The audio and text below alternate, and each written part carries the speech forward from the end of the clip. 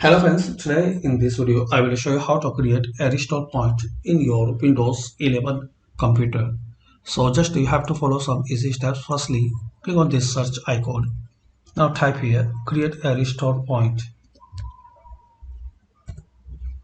Then click on create a restore point. Now here guys you have to configure and turn on system protection. Then click on OK.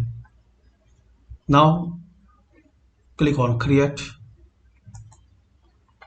Type a description to help you identify the restore point. The current date and time are added automatically. So type any word which you remember. I will type RP2. It's been restore point 2. Then click on create. Now wait till this complete process, and once this complete, restart your PC or laptop. So this is the way guys you can create a restore point to your Windows 11. Thanks for watching. Please comment this video useful for you or not.